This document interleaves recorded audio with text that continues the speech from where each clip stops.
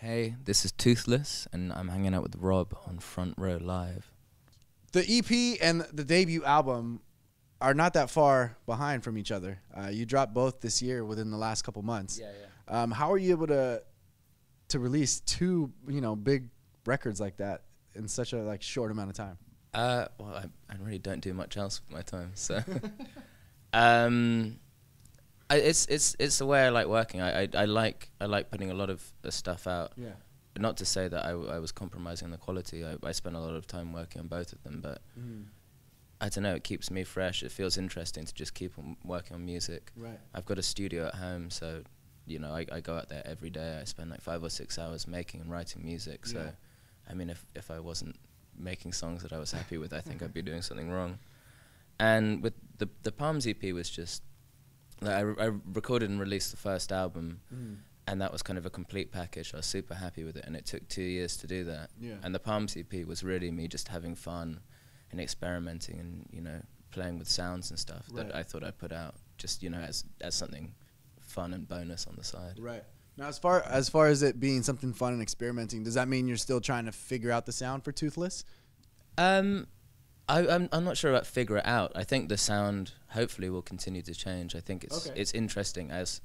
So it's an evolution that you kind of want it to happen. I think so, yeah. Although I'm not forcing it. I think it's interesting when bands change and their sound evolves. When you have a band and they do well with their first record and they just try and recreate it forever. I find that quite uninteresting. Right.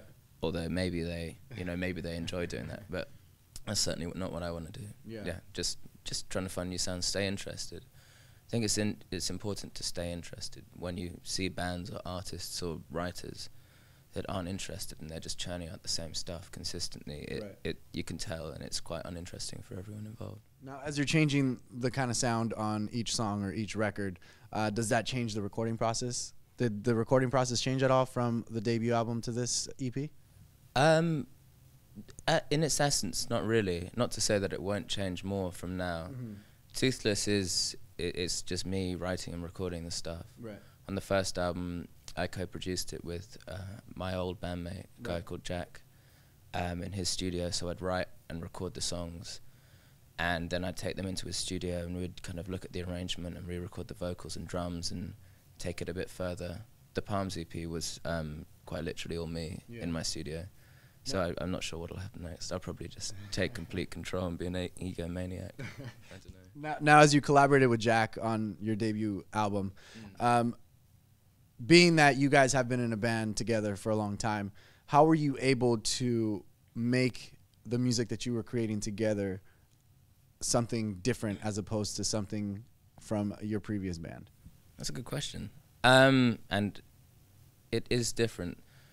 The reason it's different is the last band, Bombay Bicycle Club, those were Jack's songs. He was the songwriter. I helped with the arrangement, as did everyone else, but first and foremost, those were his songs.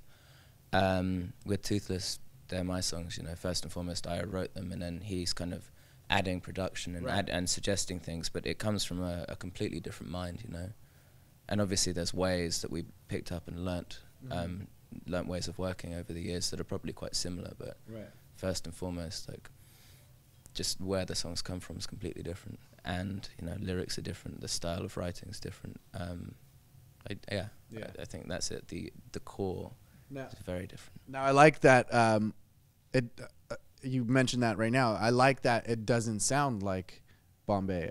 I like that it's a different sound. I think it's hard when artists have their project that they've been doing for a long time, and then they do a solo project or a side project, and it's somewhat similar. So I like the fact that, if I were to listen to Toothless and not listen to Bombay, I won't know that the two are together in a way. Thank you. That's a relief. Yeah. Well, I think this is I get such mixed things with this. I personally don't think it sounds that much like Bombay. Right. If I wasn't in Bombay beforehand, I don't think people would necessarily pick up on it. I think it sounds like other things more. Right. But there's obviously some similarities, and people come up to me and they're like, "Ooh, it sounds a bit like Bombay." Really? And I'm like, I didn't "That's catch okay that. if it does, because there'll be some similarities. I don't think it does that much." But also, like, do I not get a pass? I was in that band for 10 years. Why are you surprised? Yeah, no, If I didn't even see any kind of similarities in that. And what was it like for you to go from bass player to lead singer and writer? That felt fine, actually. Was that just natural for you? Well, yeah, like I played bass in Bombay Bicycle Club, and that's what I wanted to do, and I was very happy doing that. I'm a guitarist first and foremost, so it's something I can do. Yeah. I'm not a particularly good singer, but I'll give it a go. And songwriting is something I've always done. Yeah. To be honest, the hardest thing is speaking in between songs and doing things like that, because musically I feel comfortable as a front man and taking control. Yeah, you know, like talking in between songs, you realize it's like an art. Yeah. When you see people who are good at it, it's really hard. I stand there and I just open my mouth, and I don't know what's going to come out. Yeah, just say anything. Yeah, I feel I'm getting better at it, but it was quite a surprise, because you practice music, you practice playing guitar, you get good at that, but there's nothing that will prepare you for like talking to people in front of an audience. Now you had mentioned that Palms is exactly the music you've been wanting to write and release for the longest time. What is it about this style that it's something that drew your attention from the first moment that you wanted to do it? Well, like Toothless, on the whole, is a style of music I wanted to do. The first album, when I was writing and recording that, I wanted to do that as well. Palms was just the time after that when I was having fun. And that's not to kind of dismiss the first record or anything I was doing with that. Palms just came about with experimenting, especially playing with electronics, and the room, the studio I built in my garden wasn't completely finished with the first record, so I didn't have, you know, hours and hours to kill with studio time, just messing about, really. And with this record, like what were some of the challenges that you faced in the recording process of it? I found writing lyrics and singing together, or just in general? As two things. I guess it's the same kind of thing. At first it's very exposing, like putting yourself on the line. Playing guitar, playing bass, you're kind of removed. It's not you completely bearing your soul.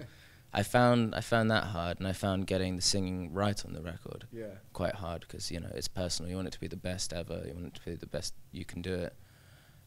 It took a long time to get all of that stuff right. And you don't seem so sure about like the way that you sing, as you mentioned earlier. Are you doing anything to sing better, to do the vocals that you're doing right now? Like, are you taking any type of vocal lessons, like, or is that just something natural for you? I think I was probably being quite self-deprecating, which just self-deprecating Brit. I have been doing singing lessons, and I practice singing every day. In fact, now it's a lot easier. But when I first started, it's like a muscle. In fact, you know when people start playing piano or guitar or something, and you can see what to do, but you're not very good, and you know if you practice you'll get better. I think a lot of people think you can't practice singing. You're either good or you're not good. But it's like anything else. The more you do it, the better you get. So I've been spending a lot of time like singing. Now let's go back to the debut album. You had a few features on that album. Why were these features why did you want these specific people on the record for those specific songs? Yeah, with features on records, I often find them gratuitous. People are doing it for the sake of it, for the sake of having like someone famous or someone else singing on the song. With all these that extra push. Yeah, it's that extra push. Hopefully with this it wasn't that, or it certainly that isn't the reason I did it. Hopefully it doesn't appear like that. All the people I had were specific to the songs, either in the kind of narrative or what they added sonically. So I have the song Palms Backside, which is a kind of a conversation between a guy and a girl going back and forth. And it needed to be someone else. I couldn't have sung it all myself, otherwise it wouldn't have worked. And Marika Hackman, who is on British singer-songwriter, absolutely fantastic.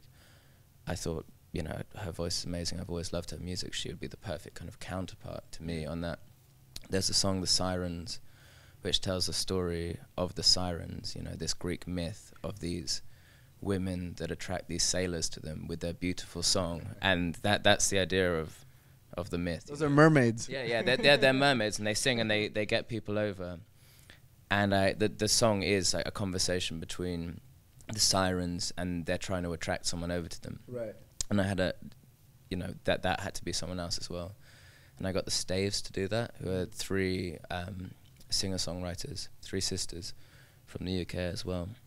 And for me, they were kind of the perfect embodiment of the sirens. You know, they're these 3 like beautiful ladies that kind of sing amazing. Like, I've never seen anything like it. It's uncanny. There's this sisterly thing there where they just have these amazing voices, and you know, it had to be them. Right. Or the guy from Wild Beasts. Like, it's got a low voice. I can't sing like that. I wanted that part of the song to have this kind of incredibly low bit. So, yeah, I wasn't doing it for the sake of it. There was rhyme and reason behind it. Right. And as you were writing these tracks in particular, I'm assuming you already had in mind other voices aside from yours for it, right? Yeah, totally. Other voices, and then I kind of filled in the blanks. I was like, this needs to be a guy with a low voice. Like, I love the guy from Wild Beasts, Tom from Wild Beasts, low voice. Like, I'm gonna try and get him. Yeah. Or like this, like the sirens have to be kind of enticing, and it has to fit in with the story. It can't be me doing any of this. On all the demos, I'm doing it, and it sounds bad. Those should be released soon. I put them out. The third EP is just all my terrible demos. It's kind of cool how when artists are writing lyrics, and like you just mentioned, like you have an idea of like, oh, this would be a perfect singer for this track, or right now you mentioned Tom, like his low voice would be perfect for that. Yeah. It's kind of cool how you guys have that going on in your head while you're trying to write like lyrics at the same time. Yeah. I try with my songs. I'm kind of, a lot of them are trying to tell a story, and the stories aren't always just one person saying one thing, you know. And then once you have 2 or 3 people involved and there's kind of a narrative, you realize, you kind of work out what's going to go where afterwards. Right. So if there's 2 parts, you're like, what would sound good there? What does that need to be? And it kind of comes afterwards. But yeah, it's a lot to think about. Now let's talk about the band that you have with you. What is it about these members that you decided to choose them for Toothless? Well, Seren, the drummer, played in Bombay Bicycle Club for 10 years with me. I can't imagine playing with anyone else. He's amazing. I hope he stays with me for as long as I'm playing music. Like, he's absolutely incredible. I couldn't think of anyone else playing drums in this band. Liz Lawrence, very good friend of mine, who also sung live with Bombay and does her own stuff. Amazing guitarist and like an incredible vocalist. And like I can't think about replacing anyone. It's kind of worked out perfectly. Friend of mine called Dave playing bass, who I've always played guitar and bass with, and just talked about music because I was starting a new band. I finally could kind of do something with him. And a friend of mine called Rosa, who is like this classically trained singer, unbelievable voice. And like we were saying, with all the features and all the different parts on the record, she can kind of do all of that. So she can kind of do this operatic singing, and then like quiet, soft stuff, and like loud musical theatre stuff. It works so well. She's amazing. Everyone is fantastic. That's awesome. Now, you just did the LA debut. You did a New York debut as well. Yeah. So what else can we expect for Toothless? Will there be any North American tours in the works? Like, are you going to be back into your studio and writing some more music? I'm always in the studio. I'm gonna try and write and record an album before the end of the year and put it out. Wow, you're quick. Hopefully. I'm just impatient, or I don't have anything else to do. I need to justify being a musician. That was quick. That's a lot of writing. Yeah. I don't know. Yeah. I'll see what I can do, but that's the plan with that. Playing UK festivals, European festivals over the summer. Right. I've got a support tour with a band called Hippocampus, who I think they're from the States. Maybe they're from the East Coast. I'll have to look them up. I don't think I've heard of them, but really I'll have cool to. Guys, like, great band. We're supporting them in Europe and the UK. Yeah. And then like I'll take any shows. So if anyone wants to, book Toothless, right. I'm up for it. So for the music fans out there that haven't heard of Toothless, what is Toothless about? I think first and foremost, what I want to do is make accessible music. I like pop music. I like songs that sound good and produce an emotion within you. And I think they're pop songs. I don't think that's a dirty word. I really like it. Right. Hopefully they're the better end of pop songs, although I'm probably not the right person to say that. And then just writing, you know, stories, having fun with the whole thing. And the live show's great. Like all the other guys are fantastic. Right.